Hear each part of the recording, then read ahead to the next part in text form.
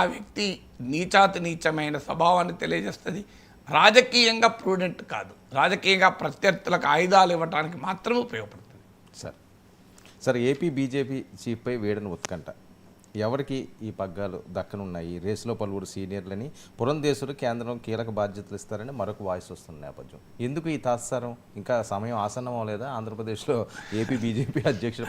తెలిసినంత వరకు పురంధేశ్వరి గారేమో తమకే ఇవ్వాలి, ఎందుకంటే ఆమె పూర్తి టర్మ్ చేయలే, ఆమె 1.5 years అనుకుంటా ఆమె చేసింది.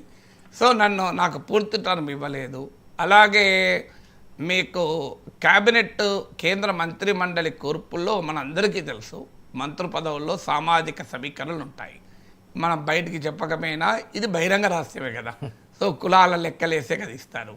సో ఏం జరిగింది అంటే రామ్మోహన్ నాయుడు, పెమ్మసాని చంద్రశేఖర్ వీళ్ళిద్దరికీ మంత్రి పదవులు ఇచ్చారు తెలుగుదేశం తరఫున.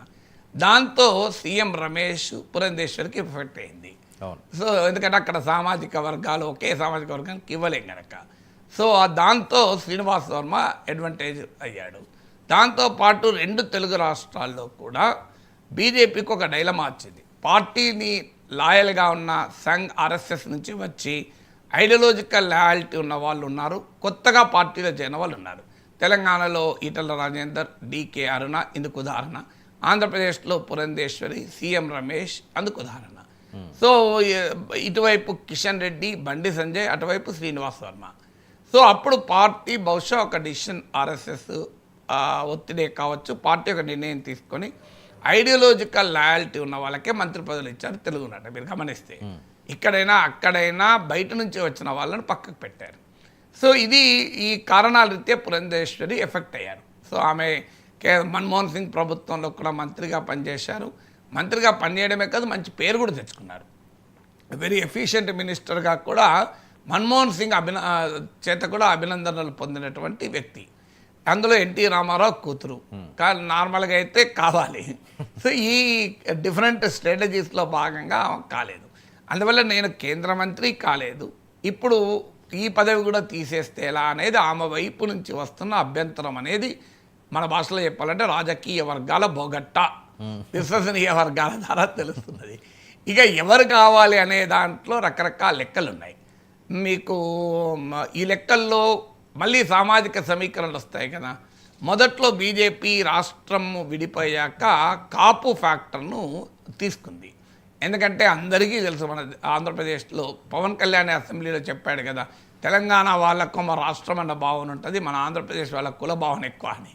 ఇది నేను చెప్తే మళ్ళీ నన్ను ట్రోల్ చేస్తారు, కానీ పవన్ కళ్యాణే అన్నాడు, కుల భావన ఎక్కువ అన్నాడు. ఆ భావన ఎవరు పెంచి పోషించేది అందరికీ తెలుసు, రాజకీయ నాయకులే పెంచి పోషించేది.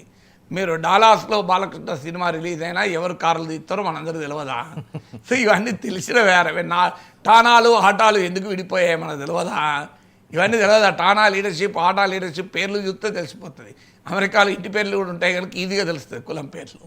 అంటే కులం పేరు ఇంటి పేరు 50-60% సేమ్ ఉంటుంది.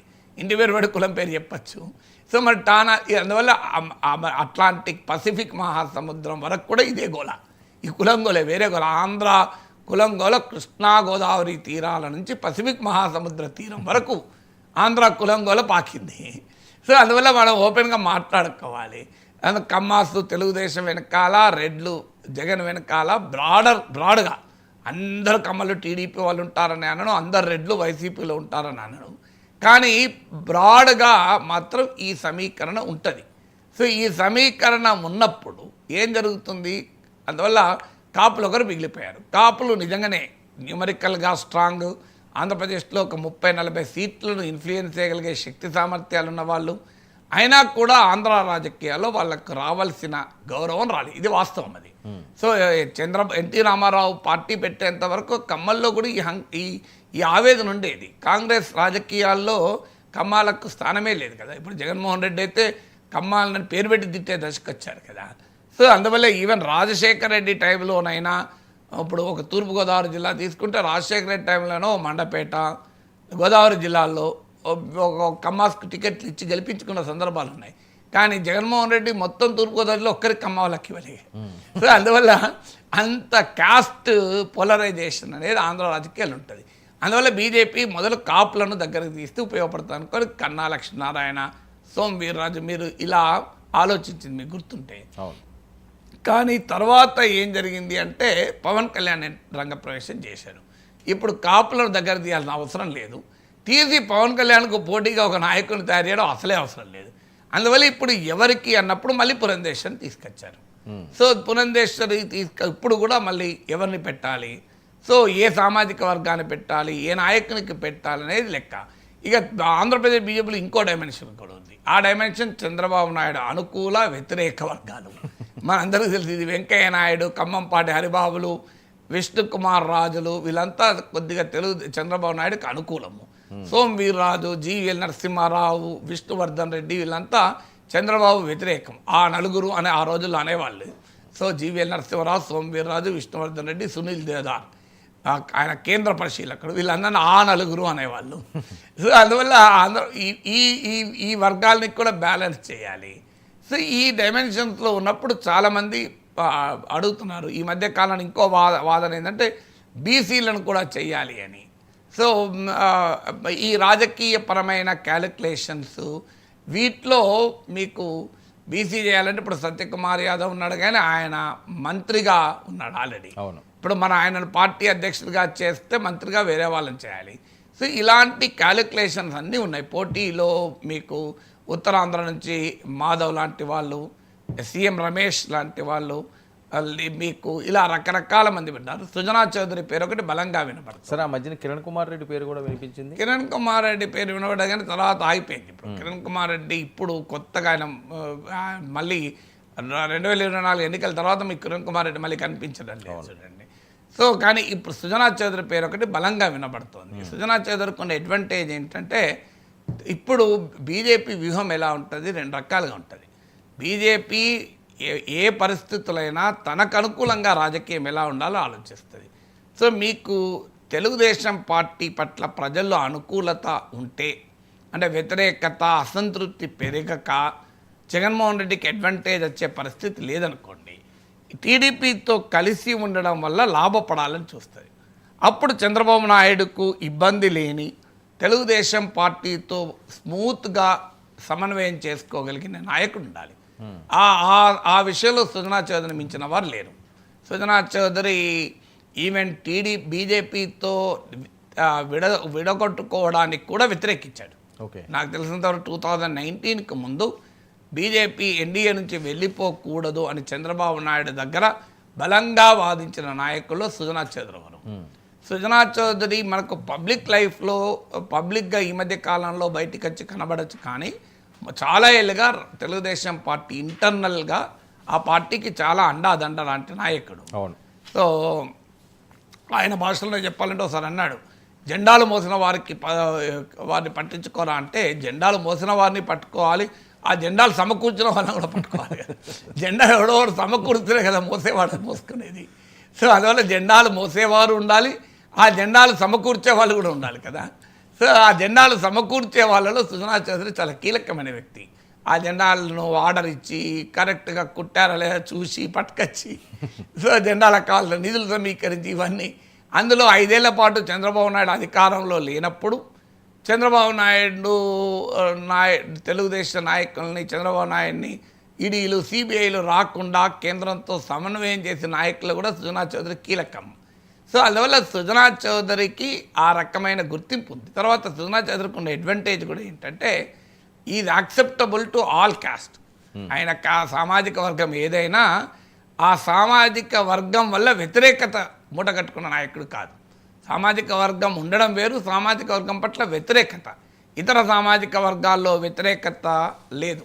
సుజనా చౌదరి పట్ల ఇతర సామాజిక వర్గాల్లో వ్యతిరేకత లేదు. అన్నిటికీ మించి ఆ నలుగురు అన్నారు కదా, జీవీఎల్ నరసింహారావు, మీకు సోమ్ వీర్రాజు, విష్ణువర్ధన్, అంటే చంద్రబాబు నాయుడిని సమర్థించని వర్గం. ఎందుకంటే అందుకే మీకు సోమవారం ఈ మధ్య ఎమ్మెల్సీ కూడా ఇచ్చాను, మీరు గమనిస్తే. ఆయన వాస్తవంగా మంత్రి అయ్యేవాడు.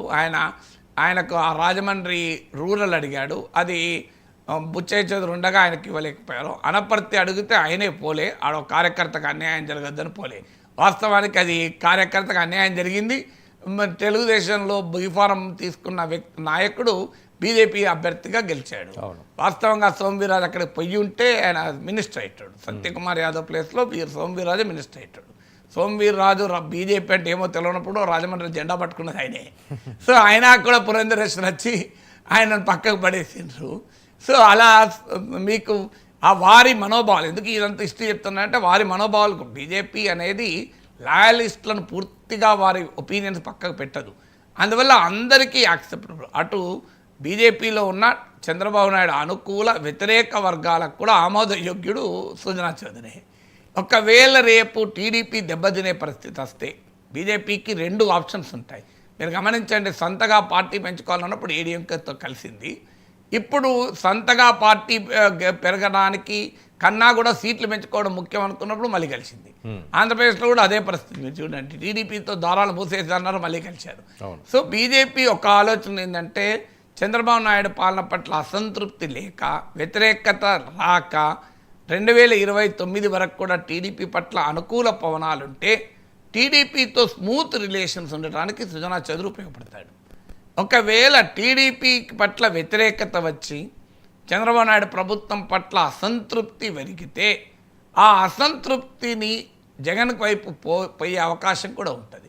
ఆ అసంతృప్తి పెరిగినప్పుడు తెలుగుదేశం వెనకాలన్న సెక్షన్లను అట్రాక్ట్ చేయడానికి కూడా సుజనా చౌదరి ఉపయోగపడతాడు. సో అందువల్ల ఈ క్యాలిక్యులేషన్ వల్ల సుజనా చౌదరి పేరు కూడా ప్రామినెంట్గా వినపడుతోంది. కానీ మీరు అన్నట్లు బీసీ ఫ్యాక్టర్ ఉంది, ఒక బీసీ నాయకుడిని కావాలి అనే చర్చ వస్తుంది. తర్వాత మీకు మళ్ళీ అక్కడ కూడా లాయలిస్ట్లా బయట వారా ఆ డైమెన్షన్ తెలంగాణలో ఉన్నంత ఆంధ్రాలో లేదు. ఎందుకంటే ఆంధ్రాలో మొదటి నుంచి కూడా మీకు కన్నా లక్ష్మీనారాయణతో స్టార్ట్ అయ్యి మధ్యలో సోమవీర్రాజు లాయలిస్ట్ అనుకోండి, పురంధేశ్వరి బయట నుంచి వచ్చిన వాళ్ళకే పదవులు ఇస్తూ వచ్చారు కదా. తెలంగాణలో లాగా కిషన్ రెడ్డి, బండి సంజయ్ లాంటి బలమైన నాయకులు అక్కడ ఎక్కువ లేరు ఆంధ్రాలో లాయలిస్టులలో. అందువల్ల ఈ పాసిబిలిటీ ఉంది. ఇప్పుడు సత్యకుమార్ యాదవ్ కూడా ఆయన ఆర్గనైజేషన్లో మిళితం అయ్యాడు, కానీ ఆయన వెంకయ్య నాయుడుతో ఉన్న అనుబంధం ప్రధానంగా ఆయనకు ఆర్గనైజేషన్ లింక్, ఐడియాలజికల్ లింక్ కన్నా నాకు తెలిసినంత వరకు విద్యార్థి పరిషత్ నుంచి సోమవీర్ రాజు లాగా వచ్చిన నాయకుడు కాదు. మాధవ్ లాంటి వాళ్ళు ఉన్నారు, వాళ్ళ తండ్రి గారు కూడా బీజేపీ ఎమ్మెల్సీగా ఉండే, సో ఆయన కూడా ఎమ్మెల్సీగా ఉన్నాడు. వ్యక్తిగత జీవితంలో అవినీతి ఇలాంటి ఏవి ఆరోపణలు కూడా లేవు.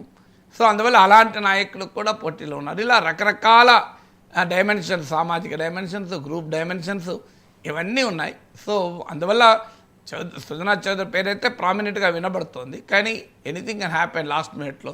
తెలంగాణలో ఈటల రాజేందర్ పేరు ఎప్పటి నుంచి వింటున్నాము? సో దాదాపు ఒక 5-6 నెలల నుంచి వింటున్నాం కదా, ఏం జరుగుతలేదు కదా. సార్ మరొక అంశం, తమిళనాడులో అన్నాడీఎంకేతో బీజేపీ మళ్ళీ పొత్తు, ఎన్నికలపై అమిత్ షా కీలక